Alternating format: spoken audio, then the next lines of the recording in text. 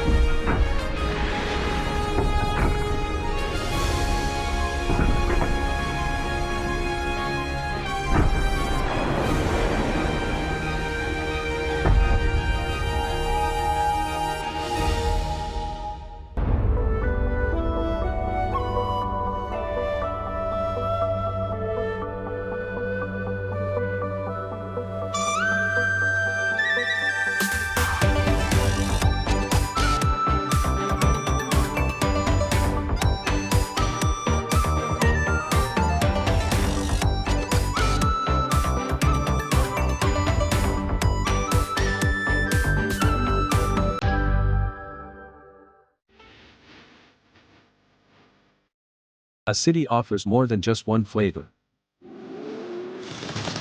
And each flavor comes in a variety of styles. The style of food is ever-changing and closely intertwined with people's lives.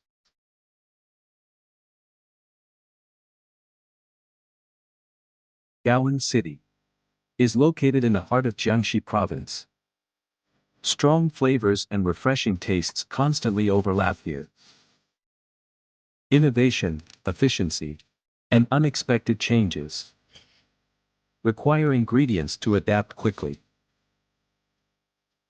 Growth, fermentation, and complex processes require ingredients to wait patiently. The spiciness and mildness constantly reverse here. Like the life in this small city. Sometimes fast-paced, sometimes leisurely, reflecting the daily meals of Gao'an people.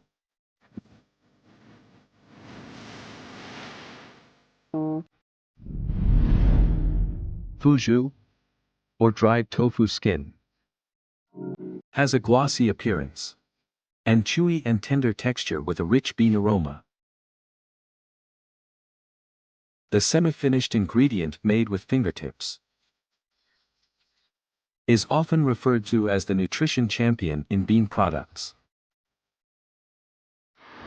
Gao'an is recognized as one of the birthplaces of Fuzhu. The winding Jinjiang River flows from west to east through Gao'an City. The Fuzhu, nourished by abundant water resources here, is naturally tender, smooth, and resilient, playing a central role in all kinds of Fuzhu. When people think of Gao'an, the first thing that comes to mind for most is Fuzhu. The notion that, whether it's for food or scenery, there's only Fuzhu, is a sweet trouble for the people of Gao'an, and also a source of pride. In Fujia village not far from the Jinjiang River, Chenli is ready to go to the Fuzhu factory. In her life, Fuzhu plays an important role. This is her younger brother Chenliang, a worker at a Fuzhu factory. He is her top assistant in making good Fuzhu. Something's wrong with today's 300 pieces of Fuzhu. They make Fuzhu and eat Fuzhu. Maybe they are overcooked. It's always a central topic of conversation. The siblings probably got to know Fuzhu earlier than most people in Gao'an. My father used to make bean products, fried tofu. It was a home workshop, not a large-scale operation. I've watched my father do this since I was a child. I learned a lot from him, such as selecting beans and assessing their quality. The production of Fuzhu used to be entirely manual. From selecting large, plump soybeans to lifting and drying the Fuzhu, it all depended on experienced workers' exploration. Nowadays, modern machinery has replaced traditional methods. Precise measurement and proportion control have given Fuzhu more standardized and stable quality, so that it can reach consumers swiftly. Soybeans adapt well to working with these new machines. They are aware that experienced workers are there to ensure everything works properly. The soaking time is adjusted by workers based on the season and ambient temperature. The workers making Fuzhu in the factory all have over 10 years of experience. After soaking, the soybean skins separate. Each bean is fully hydrated, becoming crystal clear. They will contribute to the texture and taste of each piece of Fuzhu. Then comes the grinding stage. As the soybeans are crushed in the machine, the proteins, fats, and starches in the soybeans begin to fully release, filling the workshop with a rich bean aroma. After multiple filtrations and boiling, as the surface temperature cools, a thin film forms on the surface of the soy milk. Now, it is time to lift the skin. A layer of tofu skin forms every 4 to 6 minutes.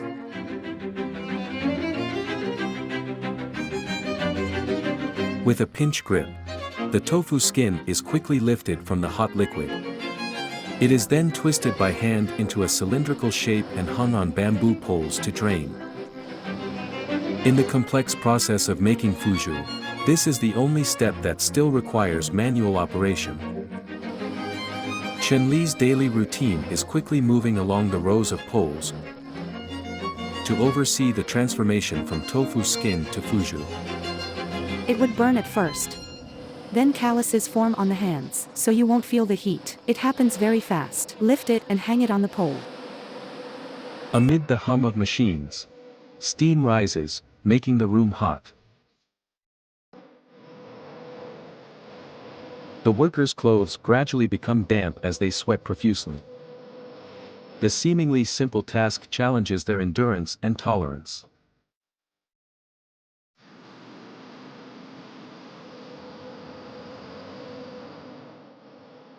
The drained Fuzhu still needs to be dried.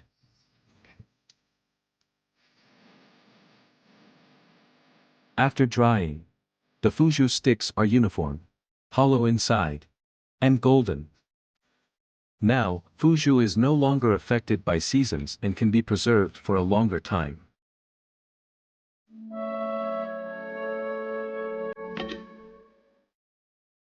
Until it rehydrates and expands again, it will enrich people's meals with its ever-changing forms and textures. As a traditional soybean product, whether it's braised, stir-fried, stewed, or served in sauce, it seems that no cooking technique can challenge Fuzhu. This gives locals more room to showcase their skills, making one wonder if every kitchen in Gao'an, one of the birthplaces of Fuzhu, hides a secret Fuzhu recipe book. Chef Deng Yi clearly has one. He is adept at cooking Fuzhu. Among the ways to eat Fuzhu, cold dishes are the most common. The rehydrated Fuzhu retains a refreshing and chewy texture. Combined with the complex aroma of spices, it has almost conquered cold dish stalls across the country.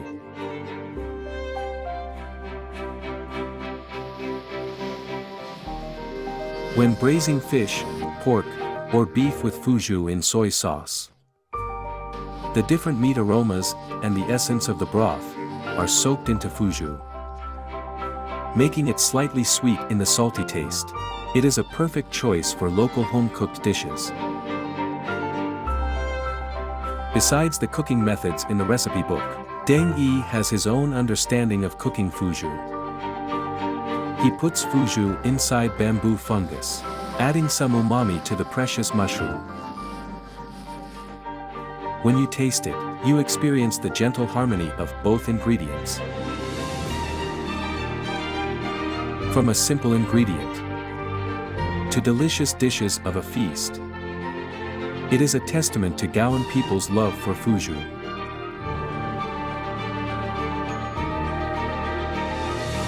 Unlike its restrained forms served in a feast, Fuzhu gives off a rich bean aroma when it returns to its comfort zone. Stir-frying in a large pot captures the essence of Fuzhu.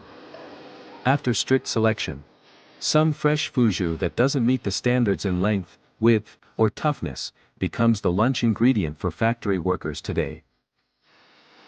In Chen Li's life, Fuzhu has always been the protagonist. She makes Fuzhu, eats Fuzhu, and always talks about Fuzhu.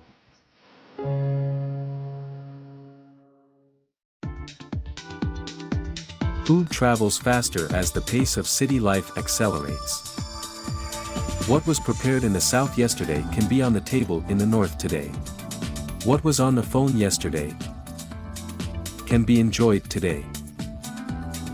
The fast-paced lifestyle has relegated many traditional foods with complex production processes to the sidelines, only maintaining a leisurely life in small villages.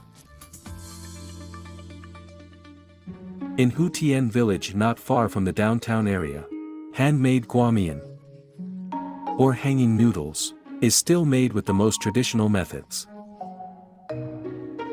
Hutian guamian is smooth, tender, and easy to digest. It has always been praised for being thin and long like silk. Elastic, not easy to break, fragrant, and smooth to eat. In times of material scarcity, a big pot of guamian at a banquet was the earliest memory of guamian for the older generation.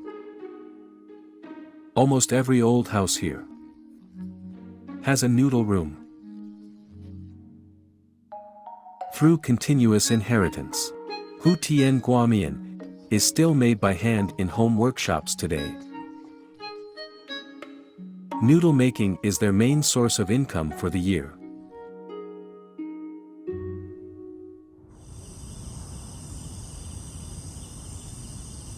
Zheng Shimei plans to complete some guamian orders in the cool evening weather. She adds a pinch of salt to the flour and kneads it evenly. Making delicious Hutian guamian involves more than a dozen steps. To this day, there still isn't a complete, detailed noodle-making manual. For most people, this is not an easy skill to master. Zheng Shimei has never delved deeply into it. She learned the skills from older generations by word of mouth and years of experience. I liked playing in places making guamian. Everyone praised me for arranging the noodles well. After the land was distributed to households, I got a kneading board and started making guamian myself. My kid was little then, so my husband used a cart to sell guamian. What started as a childhood interest became a means of livelihood for her family.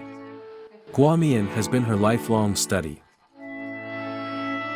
When business is good, Zheng's guamian often sells out immediately. During festivals, they are in even higher demand. This skill alone is enough to provide a prosperous life for her family. Kai Tiao or tsutsua involves first rolling into thick strips and then thinner ones. With continuous up and down movements, the hands repeatedly fold and stretch the dough until it is evenly thick. The round strips are coiled in a basin, a step known as pan tiao. The timing for making Hutian guamian needs to be adjusted according to seasons when rolling the dough into strips. The best time is around the Mid-Autumn Festival, when the air humidity is relatively low because it provides an ideal environment for the fermentation and drying of the noodles, and ensures their unique texture. When it's hot, we don't make guamian. We plant rice seedlings. After finishing early rice, we go on with others. When harvesting the early rice, we plant late rice. It continues till June. After planting the late rice, we have no farm work to do. From July and August, we start making guamian, especially around the Mid-Autumn Festival. Now, it's just July, and the temperature is still very high. This undoubtedly adds some difficulty to Zheng's guamian making process. Wrapping the long, thin noodles around bamboo sticks that resemble oversized chopsticks is called shangmian.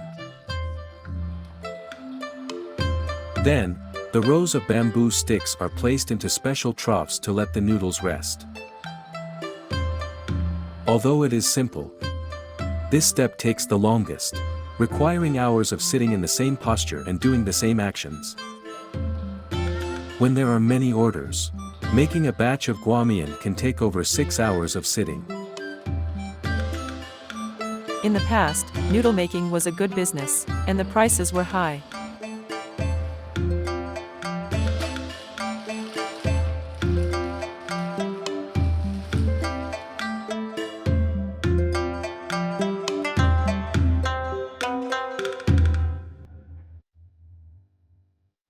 As time passes by, it is daybreak. The high temperature shortens the resting time. After shangmian, the next step is pulling the noodles. The noodles gradually expand after continuous fermentation. They become highly elastic, so they can be pulled longer and taste better. Pulling noodles usually takes 3 to 4 rounds. Initially, the noodles are very elastic, requiring more strength. When pulling again, the noodles become thinner and lighter. This is the most physically demanding step, and also tests Zheng Ximei's noodle pulling skills. My hands used to hurt a lot, to the point where I couldn't make noodles. My daughter taught me some exercises. I also had a severe frozen shoulder back then, but now it doesn't hurt anymore. Finally, the bamboo sticks are secured to the bottom of the rack. The pulled guamian can then be taken outside and arranged for an impressive drying display. It is a sunny and dry day, with a little breeze. Perfect weather for drying guamian. The slightly salty aroma of guamian quietly drifts through the peaceful village.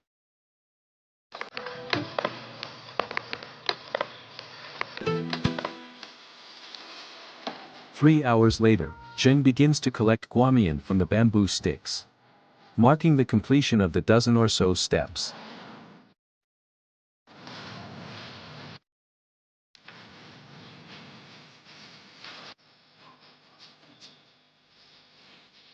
In Gao'an, many villages used to make handmade guamian. However, after just one bowl of guamian, gourmets can instantly tell if it's from Hutian village. Add some minced meat, chopped scallions, and some vegetables. No need for long cooking or additional salt. It can be served after a quick boil, with a soft and smooth texture. However, time does not seem willing to preserve this flavor forever. There will be no guamian after 10 or 20 years. No one will make them. Young people are unwilling to do it. They all find other jobs because it pays more than making guamian.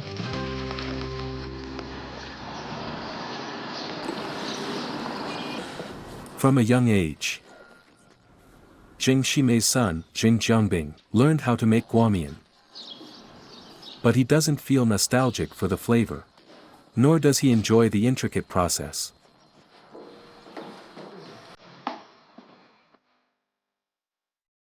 Known as the logistics and transportation capital, the transportation industry is a well-known label for Gao'an. Zheng Jiangbing is one of the truck drivers. The fast-paced life on the road has long become his norm. A batch of goods needs to be transported. Before leaving, he comes to see his mom.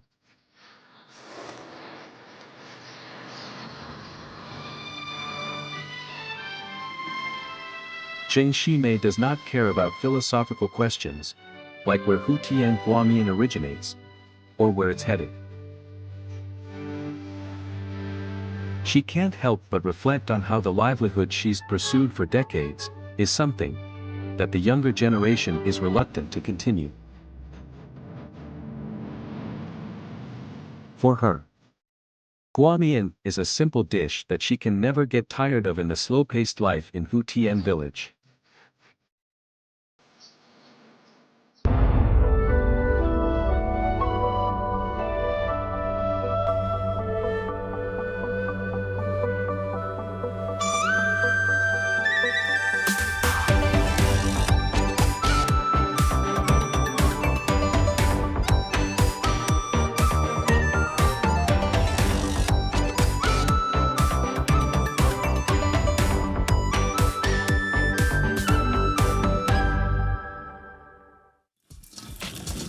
Compared to Fuzhu and Guamian, with complex production processes and fresh and smooth taste, there's an ingredient that stands out effortlessly on Gao'an people's tables. With its sharp look and bold color, indicating that it is not to be trifled with. Gao'an people prefer the fresh spiciness of chili. In the cold, damp winter, it warms the body. In the hot, humid summer, it stimulates the appetite. It is spicy but not dry, fresh and delicious. In restaurants, every chef precisely masters the secrets of chili. Preparation starts with selecting the chilies. A grand chili party is about to unfold on the dining table.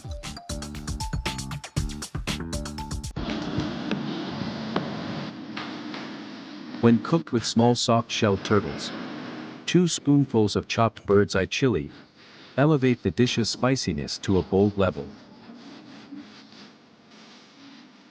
Add special broth and water to boil.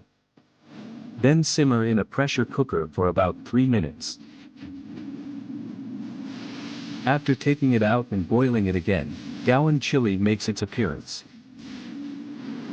The spiciness gradually enriches. Add some seasoning, reduce the broth, and it is ready.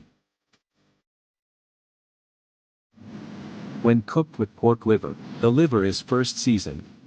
Pork belly is stir-fried with ginger and garlic to release the aroma of lard. Then chili is added. Green chili is less spicy than red ones. Quick stir-frying ensures the tenderness and texture of the pork liver, while retaining the chili flavor.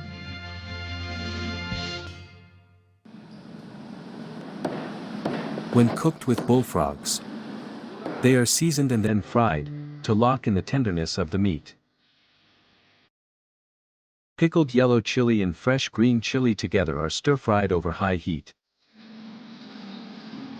complementing each other.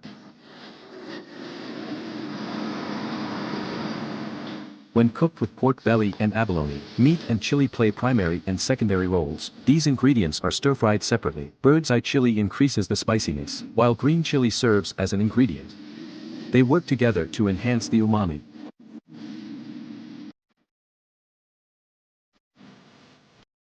Dried chili goes with chicken feet.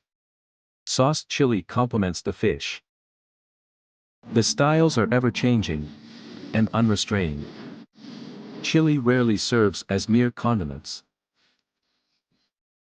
but is eaten as fresh vegetables. It also provides a direct pain sensation that rushes to the brain.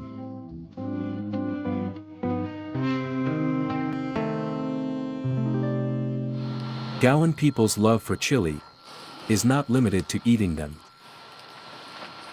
They also excel in growing chili. Shanghu Township has the largest chili growing area in Gao'an City and even in Jiangxi Province. Now it has over 1,000 hectares of planting area. Inside the numerous greenhouses resides a variety of chili species. Adjacent to the Jinjiang River, it provides ample water for the growth of chili. The warm climate and selenium-rich sandy soil of Shanghu also offer the chili family the opportunity to expand rapidly. In the greenhouses, local villagers are harvesting the last batch of chili for this year.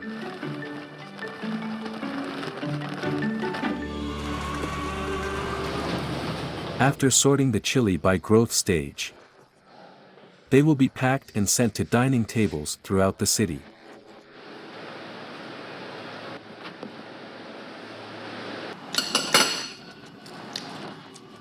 Zhou Ye is one of the researchers at the chili cultivation base. Similar to chefs but distinct from them.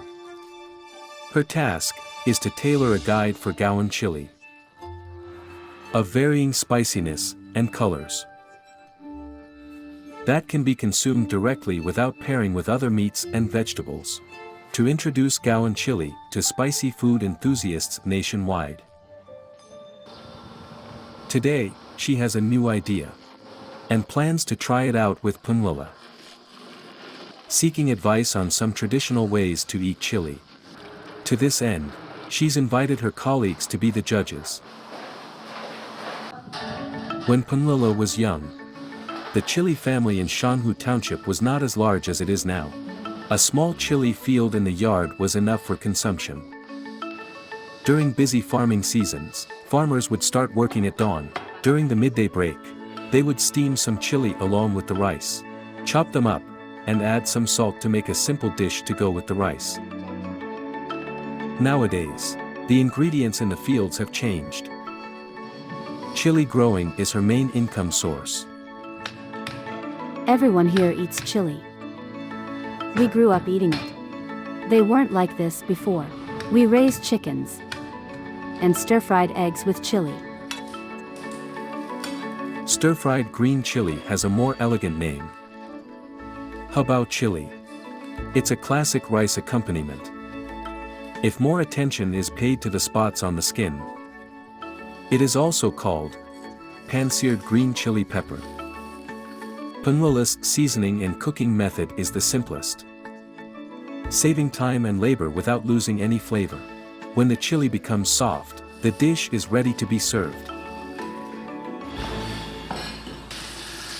Zhou Ye chooses some thin-skinned, thick-fleshed, mildly spicy chili to try frying.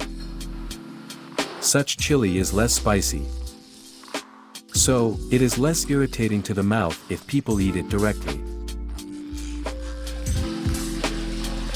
Young people like fried chicken very much.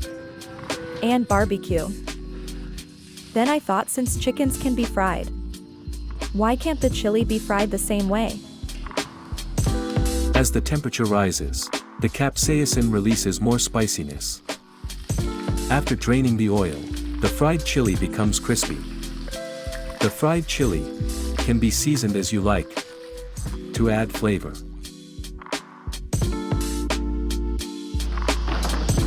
Zhou Ye also wants to try making pickled chili. She cuts the cooked chili into pieces and adds garlic. She wants to see if the chili can develop different flavors after interacting with acidity.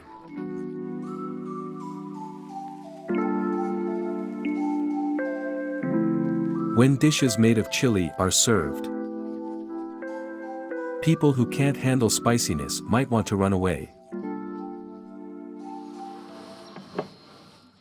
But since they're here, they might as well try. Take a small bite first, and then eat it in big mouthfuls. The pain rushes to the brain. The crispness and spiciness burst forth, making it hard to express an opinion immediately. Which one tastes better? Crispy fried chili, the second? Finally, the fried chili wins by a landslide. What a sweaty chili tasting session. If you can't handle spicy food, you'd better not accompany a meal pal from Gao'an to try their hometown flavors. Gao'an is so hot and spicy.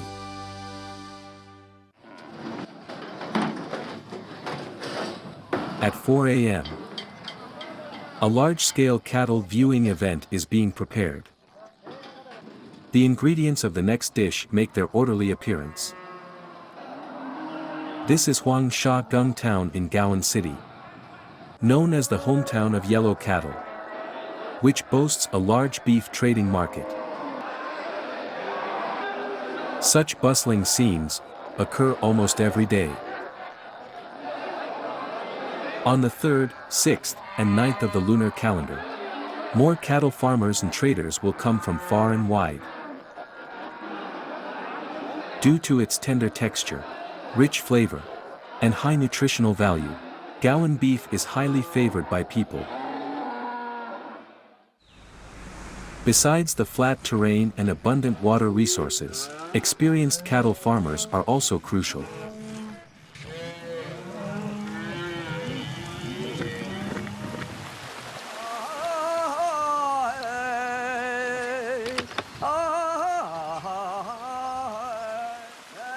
The one singing loudly is Chen Huayun.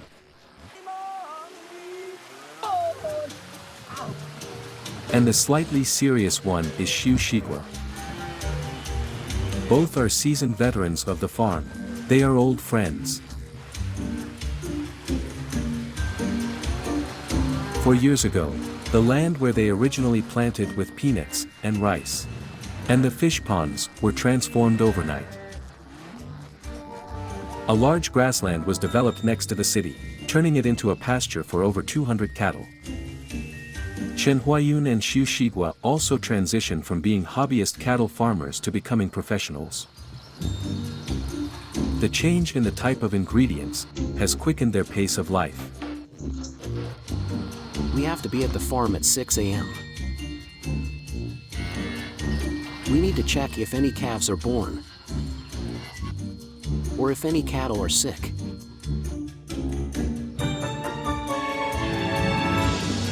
These cattle can't stand the heat, so they often need to bathe and swim in the reservoir. The cattle we raise at home are local breeds and well adapted to the local environment. Fortunately, the farm's dining table helps ease life changes. After herding, a few co-workers gather for a few drinks. For them, the stir-fried Gao'an yellow beef is their hometown flavor. An ordinary lifestyle adapted to change.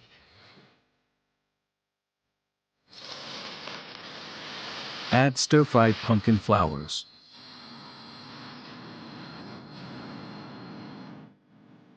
An eggplant with green beans. And a simple 3-dish 1-soup meal is ready.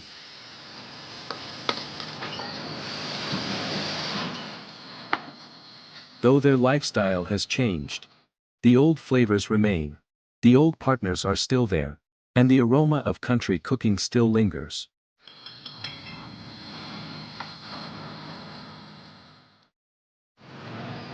In the city center about 20 kilometers from the farm, Iyong's day also starts with dealing with Gao'an cattle.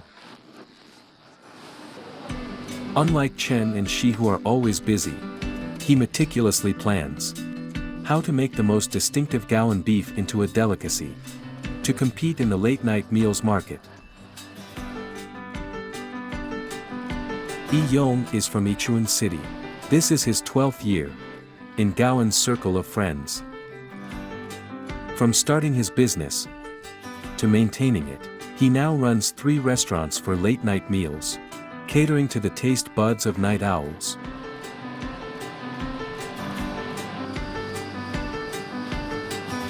As a regular on the night market menu, the local yellow beef is naturally his first choice. Local people only eat yellow beef. It's chewy. People here say they have been used to it since childhood. Local beef doesn't require much seasoning. You can taste the chewiness and the increasingly fragrant beef flavor.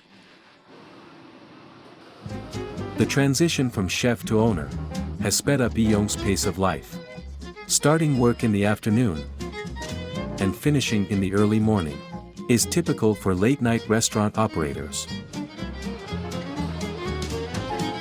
No matter how hectic the pace, the special Gao'an dish, braised cow feet, always makes him pause. Today, he plans to treat his friends with this traditional dish at his restaurant. Even after the hair and blood are removed, the cow feet still have a gamey smell.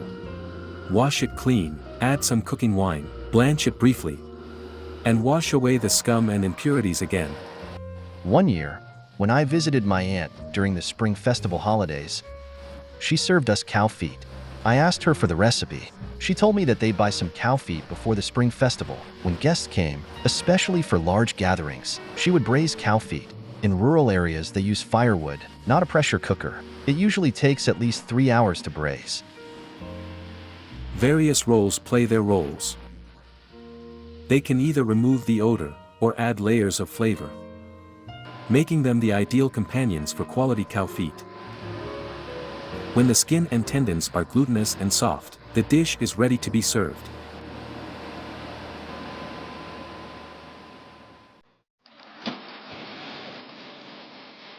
After forgetting the day's fatigue, the night is filled with rich flavors. People of different age groups seek their favorites in the night market. In the bustling night, those who love to eat and shop can all leave satisfied. The pressure cooker journey of the cow feet is officially over. The tender meat, rich in collagen broth, is both soft and chewy, ready to amaze everyone. Guys, I've made an upgraded version of the cow feet. Try it. We can boil some noodles in the broth. It still has the skin on. That's collagen. Take a try. It's different from the previous version. In my heart, Gao'an is my blessed land. I feel safe and secure in Gao'an. With delicious food, teachers, and friends. For Yong, Gao'an beef represents adaptation and stability after struggling for a better life. Good social relationships make a strange land a second hometown.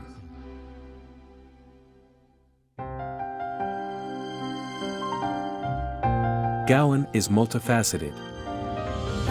Sometimes it preserves traditions, locking in the unique traces of time. Other times it chases novelty, refreshing its social identity. Embrace changes and soothe the seasons. Food brings harmony to daily meals here and captures each farewell and the bittersweet moments of growth, evoking nostalgia in Gao'an people for their hometown flavors.